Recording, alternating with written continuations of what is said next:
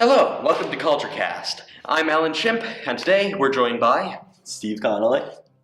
Juan Pablo Gomez. And Devin Arnold. We're taking a look at the Battle of Algiers. It's written by Franco Salinas and Gio Pontecorvo. Gio Pontecorvo actually directs this film. It was released in 1966. Franco Salinas is an Italian-born writer and screenwriter. He was born in Sardinia in 1927. When he was 16, he joined the French Resistance and then became a member of the Italian Communist Party after World War II. Most of his work is very political. He wrote a novel called Squarcio about a fisherman fighting oppressive and corrupt forces in the fishing industry.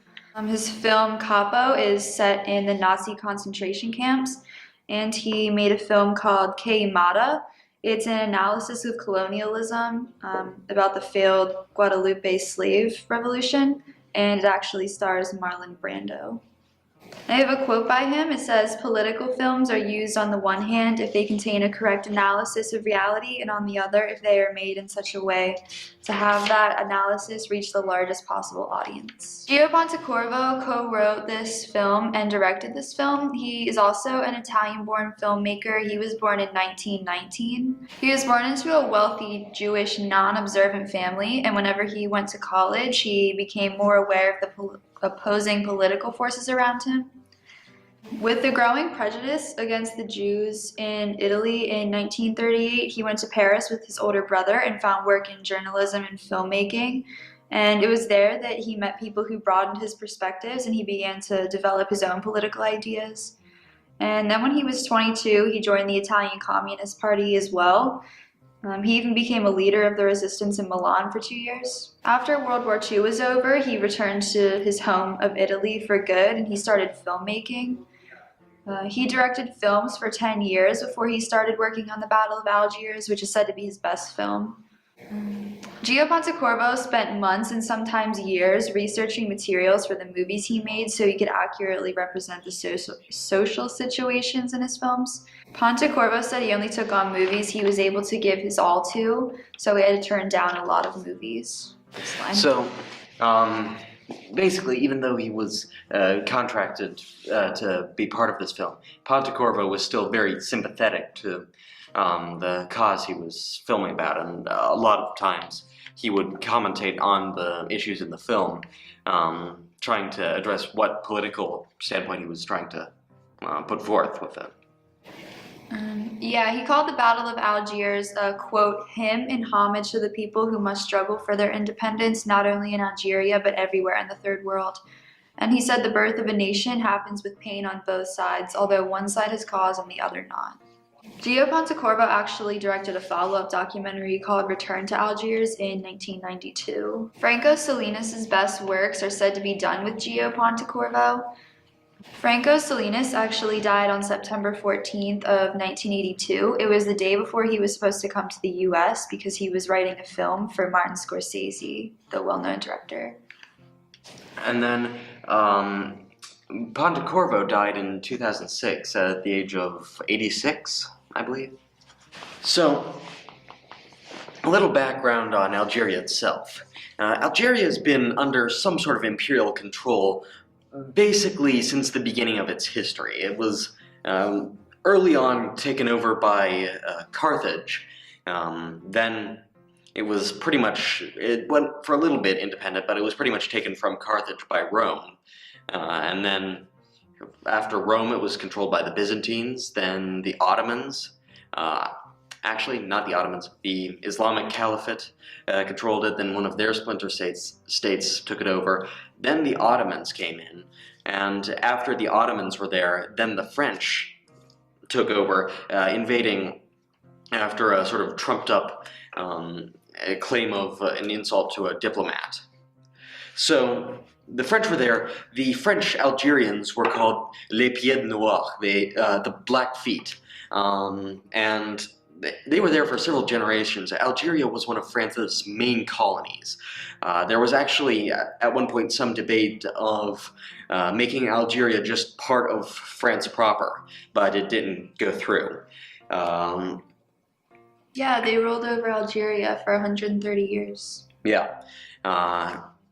And I believe it was from 1830 to 1960 or so. 1962, yeah. 62, yes. And the Algerians were not given any, native Algerians were not given any sort of political recognition, and they didn't have any civil rights, so which led them to desire independence. So prior to World War II, the French general managing the military in Algeria was Charles de Gaulle, who went on to be the head of the Free French government in exile when the Germans were occupying France, and played a very important role in the war. So he went on to become a major leader in French politics, and he was very connected to matters in Algeria. Anyway, after World War II, what happened was that, especially with the British, but the French as well, a lot of colonial empires around the world were sort of breaking down. All of the major colonies were splitting away, gaining independence. Places like India in particular comes to mind.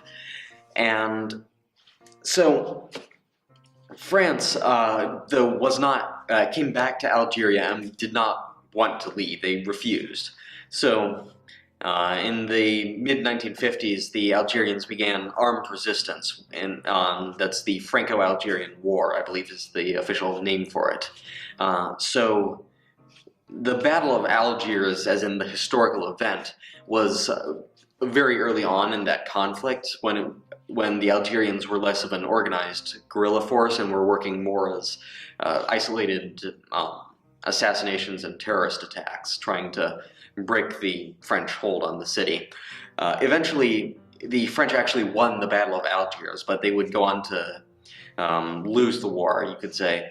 Charles de Gaulle, again, was made president of France, and he agreed to back out of Algeria because the war had taken too many lives and the cost was too much. And actually, the Pied Noir and their supporters in the mainland France were very angry about this. There were actually terrorist attacks in France by French people protesting against leaving Algeria, which shows how contentious this part of history was. So it was in not only like 5 years after the war ended, or no, 3 years, the Algerian government actually commissioned this film, The Battle of Algiers, to be made to sort of tell their post-colonial narrative of the war in general and the battle in particular. And like Devin said, it appealed to Gio Pontecorvo, and he agreed to direct the film. And so it's very much an Algerian film, even though a lot of the sort of behind-the-scenes crew was Italian. And it struggles a lot with what both sides did during the war, and it shows the atrocities. So it seems to be dealing more with the broader consequences of oppression rather than being purely a pro-National Liberation Front propaganda piece. It tries to be even-handed, even though it's clearly supporting one side. Alan, I wanted to ask you a question really quickly from what you said at the beginning.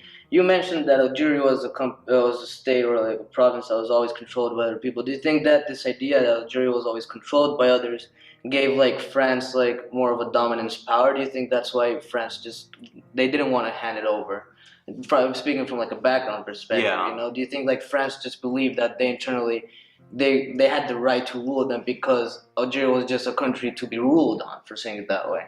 I could see that. A lot of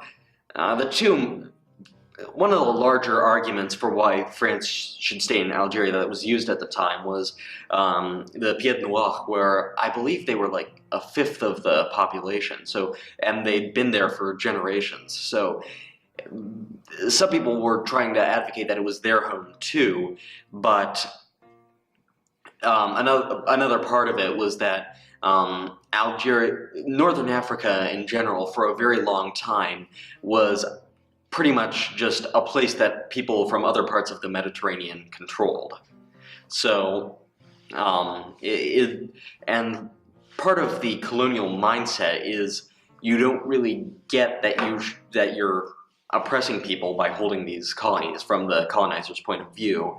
A lot of colonizers view themselves as sort of an order-keeping, in some cases, civilizing force. So and this has just been a dominant institution for centuries. So when these empires started to crumble, a lot of people didn't really get that this could go away. JP, tell us a little bit about the plot. Yeah, no, so like as my friend Alan here mentioned, the movie is right between 1954 and 1962, right close to the independence of Algeria.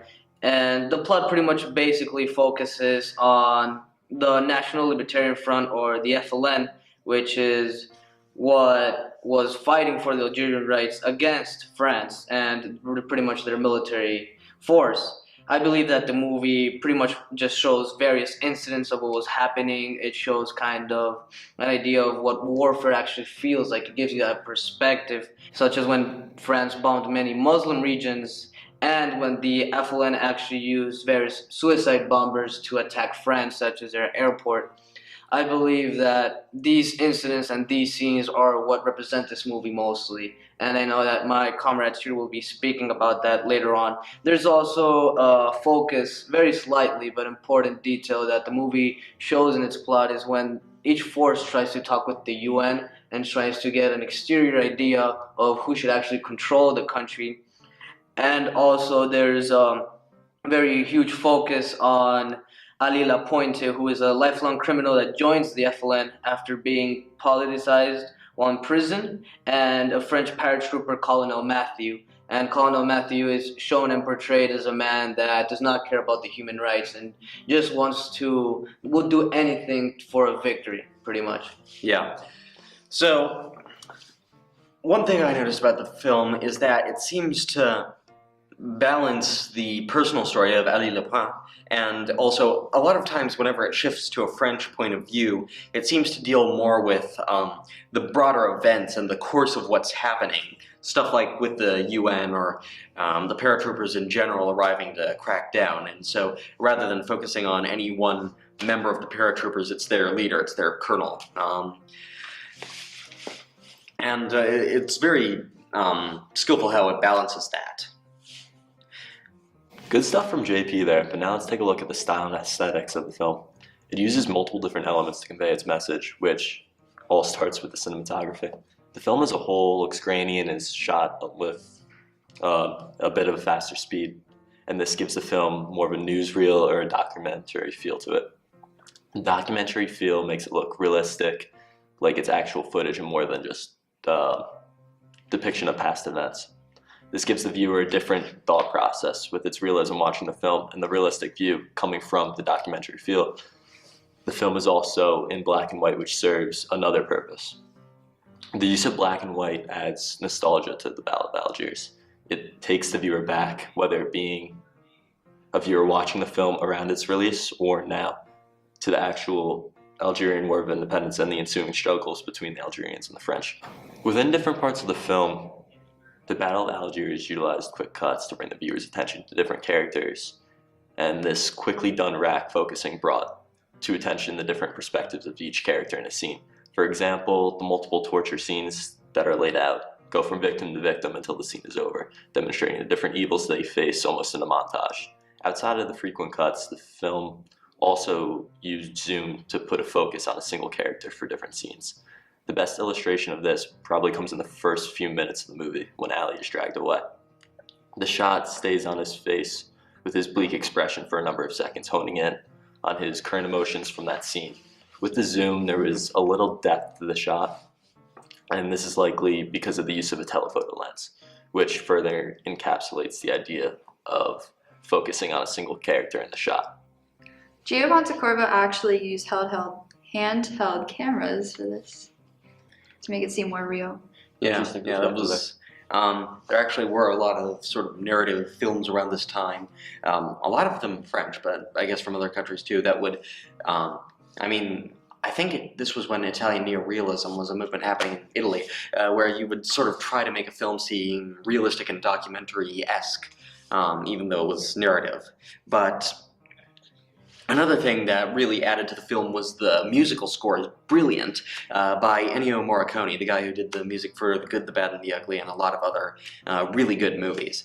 And it just has a lot of emotional power to it, and you know, I will say the theme for the French paratroopers is maybe a little catchier than it should be, given that they're sort of the bad guys of the film, but still very well done. Really adds to it. Yeah, and I mean, like, the black and white, I agree 100% with what Steve said of the nostalgia.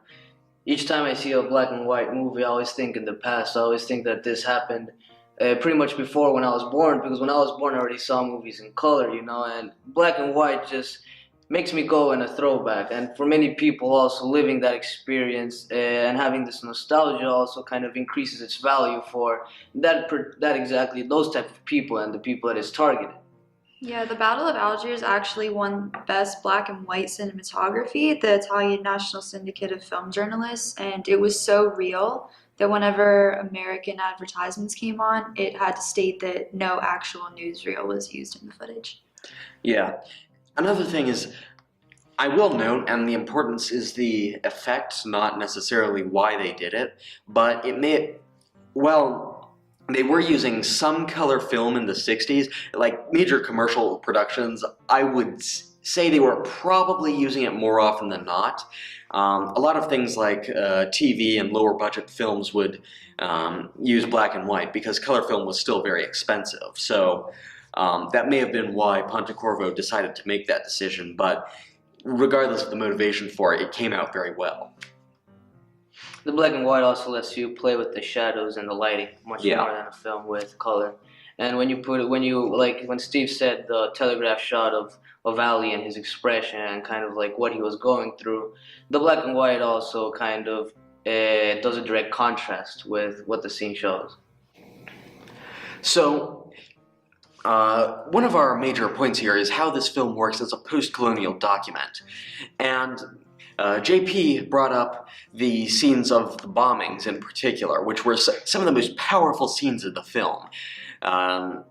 Especially where the three bombers go into the French bars and locations, and the scene of the aftermath of when the French bombed the Casbah. Because it's showing the human cost of this war, and it's very careful about showing us the victims. In the case of when the French bombed the Algerians, it shows the bodies and the destruction, whereas for the Algerians bombing the French, it shows us the victims just before the bombs going off, and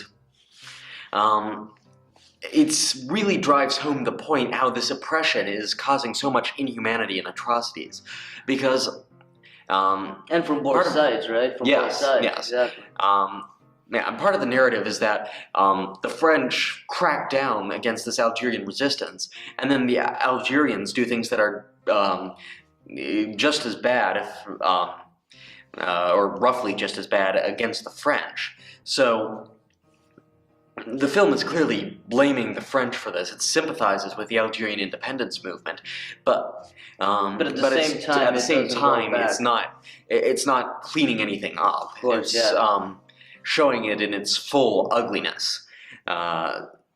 So that's a very interesting way how it sort of constructs the fallout or the consequences of colonialism. There are a lot of clear instances in where you can see this in the film. One example would just be the physical living spaces of both the Algerians and the French. The Algerians live in a place called the Casbah. It's a really dark, walled-in place. It's really impoverished there. The French live in a modern city with lights and buildings, stores. They have cars, cafes, and it's very civilized. Their occupations, the Algerians are mostly involved in manual or physical labor, and the French control things like civil affairs. So a lot of French are the police officers of the city. The only time the Algerians and the French work together would be when an Algerian works for the French, like when the French police commissioner has an Algerian servant. The French have a very condescending attitude toward the Algerians, and you can really tell in a lot of instances in the film. To try and stop the Algerians from rebelling, the French remind them constantly that they've brought civilization and prosperity to them, but they continuously call them dirty Arabs and rats throughout the film.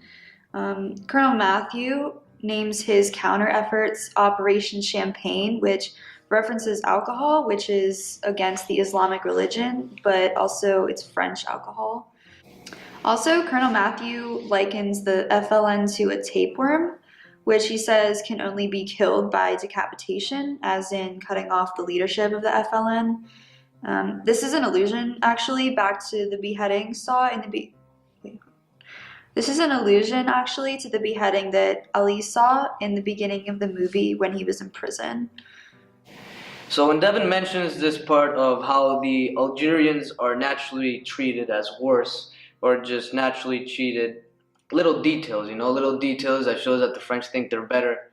I think that this is very important as a way to illustrate how the Algerians were just done with it. Like, there's no specific point in history or any specific event that actually illustrates why the Algerians went and actually started a revolution. I mean, they were 130 years part of France, and out of nowhere they just said, you know what, we're done with it. And I believe that the movie also illustrates these little details and why they actually did this without having an event, because it's strange that just a group of people come together and without a specific event be like, we're going to throw and go against the French, we're going to do military warfare out of nowhere, out of the blue. And it's kind of an idea of tension, of a rising tension that the movie has.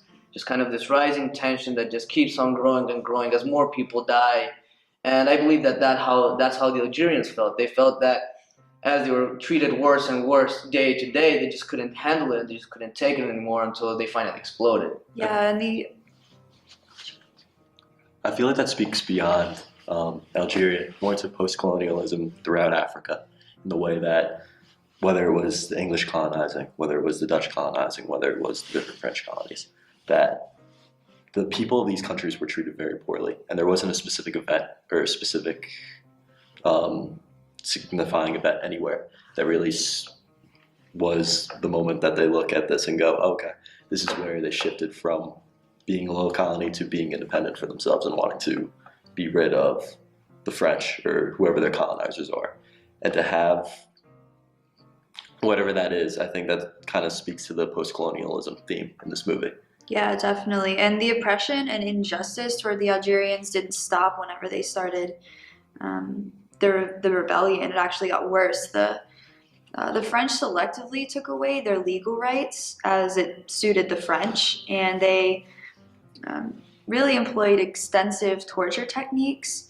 And I believe this movie really does a good job of showing how the violent tactics against both sides really escalate into more and more violent killings.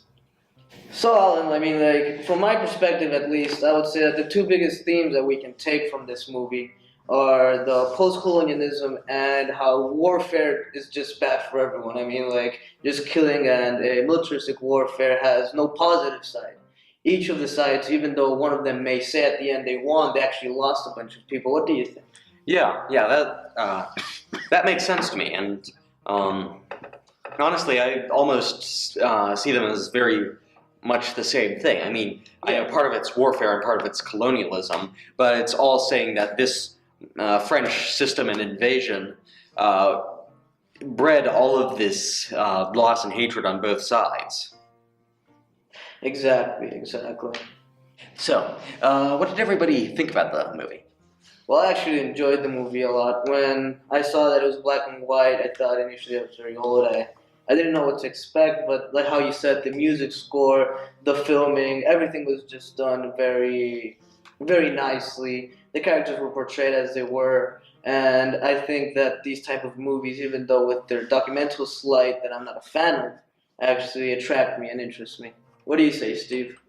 Well, I took one thing away, definitely, from this movie, that the use of mostly amateur actors through the film. There was one professional actor in the entire film, and the use of such a grassroots like filmmaking process to make such an important idea, or to make such an important point, I just thought was an interesting takeaway, especially coming from this idea of post-colonialism in Africa.